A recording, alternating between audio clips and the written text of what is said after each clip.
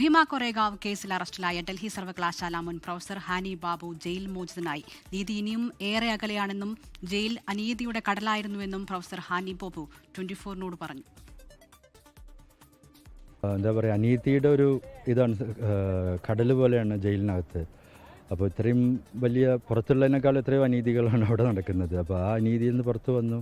എനിക്കിതൊരു ചെറിയ ഒരു ഇത് മാത്രമാണ്. പക്ഷേ ഇനിയുള്ള മുന്നോട്ട് എത്രയോ കാര്യങ്ങൾ ചെയ്യാനുണ്ട്. അപ്പോഴാണ് നമുക്ക് നീതിയും ജസ്റ്റിസ് എന്ന് പറയുന്നത് ലഭിക്കുകയുള്ളൂ. നീതി ലഭിക്കുന്നുണ്ട്, പക്ഷേ വളരെ പതുക്കെയാണ് നീതി. ഇങ്ങനെ ഇറ്റി വീഴാണ്. അനീതിയുടെ ഒരു കടലിലേക്ക് ചെറിയ ഇങ്ങനെ ഒരു ഡ്രോപ്പായിട്ടാണ് വരുന്നത്. ശ്രീനാഥ് ചന്ദ്രൻ മുംബൈയിൽ നിന്ന് വിവരങ്ങളുമായി ചേരുകയാണ്. ശ്രീനാഥ്, ഇന്നലെയാണ് ആശ്വാസകരമായ കോടതി വിധി വന്നത്. ഇപ്പോൾ അദ്ദേഹം പുറത്തിറങ്ങിയിരിക്കുന്നു. പക്ഷേ അപ്പോഴും നിയമ നടപടികളുടെ വലിയ നീണ്ട ഒരു കാലം തന്നെ ഇനിയും ബാക്കിയുണ്ട്. എന്താണ് അദ്ദേഹം പറയുന്നത്? ഒപ്പം തുടർന്നുള്ള നടപടികൾ എന്താണ്?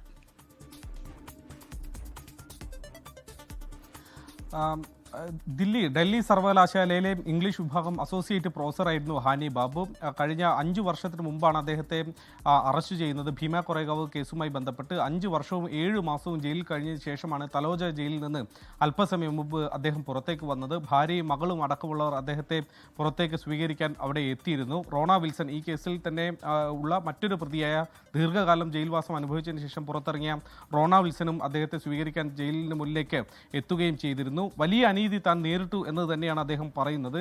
ഒരു അനീതിയുടെ കടലായിരുന്നു ജയിൽ എന്ന് അദ്ദേഹം പറയുന്നു. നീതി ഒരു വെള്ളത്തുള്ളി പോലെ അല്പമായി മാത്രമാണ് ജീവിതത്തിലേക്ക് വരുന്നത്. നീതി ഇനിയും ഏറെ അകലെയാണ് എന്നതാണ് അദ്ദേഹം പറഞ്ഞു വെക്കുന്നത്. മാത്രമല്ല, ഈ ജയിൽവാസത്തിനിടയിൽ വളരെ ബുദ്ധിമുട്ടേറിയ ചില ഘട്ടങ്ങളും അദ്ദേഹം ജീവിതത്തിൽ കടന്നുപോയിരുന്നു. അദ്ദേഹത്തിന് കണ്ണിന് വലിയ ഗുരുതരമായ അസുഖം ബാധിക്കുകയും അതൊരു പക്ഷേ അദ്ദേഹത്തിൻ്റെ ജീവൻ തന്നെ നഷ്ടമാവുന്ന തരത്തിലേക്ക് ഗുരുതരമായേക്കും എന്ന വിവരങ്ങളൊക്കെ ഉണ്ടായിരുന്നു. പിന്നീട് അദ്ദേഹത്തിൻ്റെ ഭാര്യ അടക്കമുള്ളവർ നടത്തിയ വലിയ സമ്മർദ്ദത്തിന് ശേഷമാണ് അദ്ദേഹത്തെ ആശുപത്രിയിൽ പ്രവേശിപ്പിച്ചത്. ആ കാര്യത്തെക്കുറിച്ച് കൂടി അദ്ദേഹം പ്രതികരിക്കുകയുണ്ടായി. ഒരുപക്ഷെ താൻ മരിച്ചു പോയേനെ എന്നതായിരുന്നു താൻ ആ സമയത്ത് തനിക്ക് തോന്നിയത് എന്ന് അദ്ദേഹം നമ്മളോട് പറയുകയും ചെയ്തിട്ടുണ്ട്. ഏതായാലും അദ്ദേഹത്തിന് മഹാരാഷ്ട്രയിൽ നിന്ന് പുറത്തേക്ക് പോകാൻ കഴിയില്ല. ഹൈക്കോടതിയുടെ പരിധിയിലുള്ള മേഖലയിൽ നിന്ന് അദ്ദേഹത്തിന് പുറത്തേക്ക് പോകാൻ കഴിയില്ല എന്നത് ഈ ജാമ്യ വ്യവസ്ഥയിലുണ്ട്.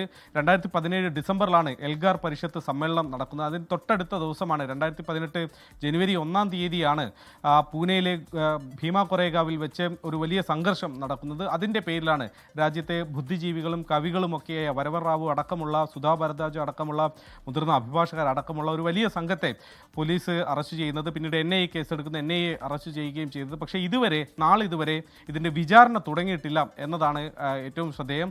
അതുകൂടി ചൂണ്ടിക്കാട്ടിക്കൊണ്ടാണ് ഹൈക്കോടതി ഇപ്പോൾ ജാമ്യം അനുവദിച്ചതും. ശ്രീനാഥ് ചന്ദ്രനാണ് മുംബൈയിൽ നിന്ന് വിവരങ്ങൾ നൽകിയത്. ലോകത്തെവിടെയായാലും ഏത് സമയത്തും 24 വാർത്തകളും ഓഗ്മെന്റഡ് റിയാലിറ്റി പാക്കേജുകളും എക്സ്പ്ലെയിനറുകളും വിശദമായി കാണാൻ ഞങ്ങളുടെ YouTube ചാനൽ നിങ്ങൾക്ക് സബ്സ്ക്രൈബ് ചെയ്യാം.